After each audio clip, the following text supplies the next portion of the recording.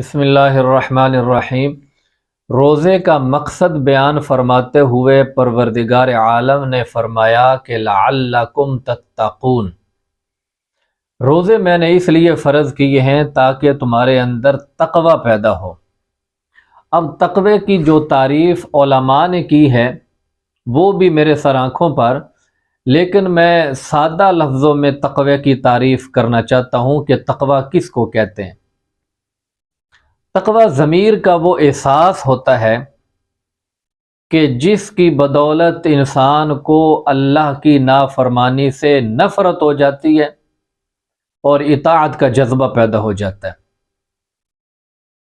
اور جب یہ احساس بندے کے ضمیر میں پیدا ہو جاتا ہے تو پھر بندے کا ظاہر اور باطن بھی ایک جیسا ہو جاتا ہے، پھر بندے کا قول اور عمل بھی ایک جیسا ہو جاتا ہے، پھر بندے کی خلوت اور جلوت بھی ایک جیسی ہو جاتی ہے۔ جب بندے کے ضمیر میں یہ احساس بیدار ہو جاتا ہے کہ جس احساس کی بدولت اس کو گناہ سے نفرت ہوتی ہے، تو پھر گناہ کے ماحول کے اندر بھی وہ گناہ نہیں کرتا۔ گناہ کے لیے پھر کتنا ہی ماحول سازگار بن جائے اور گناہ سے بچنا بظاہر کتنا ہی مشکل ہو، مگر جس کے ضمیر کے اندر یہ احساس بیدار ہو جاتا ہے وہ پھر گناہ کے قریب نہیں رہتا، وہ پھر اللہ کی نافرمانی کے قریب نہیں رہتا۔ اس کی ایک بڑی خوبصورت اور موٹی سی مثال حضرت یوسف علیہ السلام کی ہے۔ آپ ذرا اندازہ لگائیے کہ یوسف علیہ السلام کو گناہ میں مبتلا کرنے کے لیے کتنا سازگار ماحول بنا دیا گیا تھا۔ محل کے سارے دروازے بند کر دیے گئے، پردے لٹکا دیے گئے اور گناہ کی دعوت دی گئی، اور گناہ کی دعوت دینے والا کوئی لڑکا نہیں، مرد نہیں، عورت ہے، اور عورت بھی کوئی عام عورت نہیں، مصر کی شہزادی ہے، اور شہزادی بھی کوئی 100 سال کی بوڑھی نہیں، جوان ہے، اور کالی کلوٹی بھی نہیں، حسن کی پری ہے، اور وہ دعوت دے رہی ہے۔ اور اس کے مقابلے میں جو لڑکا ہے وہ بھی کوئی 80 سال کا بابا نہیں، نوجوان، 30 سال کی عمر، ابھی تک نبوت بھی نہیں ملی یوسف علیہ السلام کو، لیکن یوسف علیہ السلام کے ضمیر میں وہ احساس بیدار ہو چکا تھا، تو اس لیے ماحول سازگار ہونے کے باوجود بھی یوسف علیہ السلام فرماتے ہیں معاذ اللہ، اللہ کی پناہ، میں یہ کام کبھی نہیں کروں گا۔ تو جب بندے کے ضمیر میں یہ احساس پیدا ہو جاتا ہے نا کہ جس احساس کی بدولت اس کو گناہ سے نفرت ہوتی ہے اور نیکی سے محبت پیدا ہوتی ہے،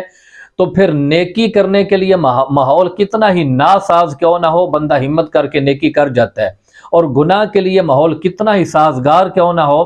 بندہ گناہ سے بچ جاتا ہے۔ میں اس کو ایک اور طریقے سے بھی سمجھاتا ہوں کہ تقوی کیا ہے۔ تقوی یہ ہے کہ اطاعت کے لیے ماحول کتنا ہی ناساز کیوں نہ ہو، بندہ ہمت کر کے اپنے ایمان کی طاقت استعمال کر کے اطاعت کا کام کر گزرے، نیکی کا کام کر گزرے،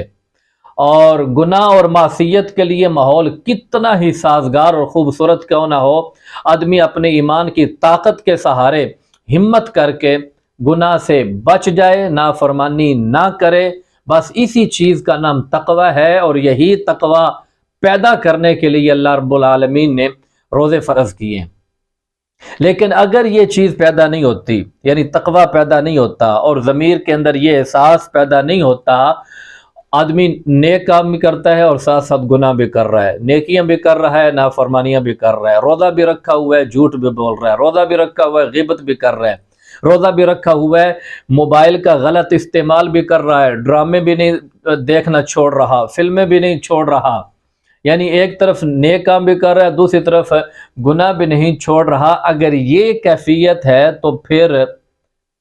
بڑا خطرہ ہے کہ نیکیاں کہیں اللہ رب العالمین کی بارگاہ سے ریجیکٹ ہی نہ ہو جائیں، مسترد ہی نہ ہو جائیں، یہ بڑا خطرہ ہے۔ یہ کیوں خطرہ ہے؟ اس لیے خطرہ ہے کہ اللہ رب العالمین نے سورہ مائدہ کے اندر فرمایا کہ انما یتقبل اللہ من المتقین، کہ اللہ پاک صرف متقی لوگوں کے اعمال قبول فرماتا ہے، کہ جو نیک اعمال کرنے کے ساتھ ساتھ گناہ سے بچتے ہیں، اور جو نیک اعمال بھی کرتے ہیں اور ساتھ گناہ سے بھی نہیں بچتے، گناہ بھی کرتے رہتے ہیں، نیکی بھی کرتے رہتے ہیں، تو ان کا معاملہ خطرے کے اندر ہے۔ تو اس لیے اللہ پاک نے یہ احساس پیدا کرنے کے لیے تقوی کی کیفیت پیدا کرنے کے لیے اللہ رب العالمین نے روزے فرض کیے ہے کہ روزے کے نتیجے کے اندر تقوی کی کیفیت پیدا ہو، اور پھر وہی تقوی کی کیفیت جو ہے وہ باقی 24 گھنٹوں کے اندر اور 11 مہینوں کے اندر بھی اسی طرح برقرار رہے، تو سمجھو روزے کا جو مقصد تھا وہ حاصل ہو گیا۔ تو اللہ پاک ہمیں بھی روزے کے اس مقصد کو سمجھ کر اس کو حاصل کرنے کی توفیق عطا فرمائے۔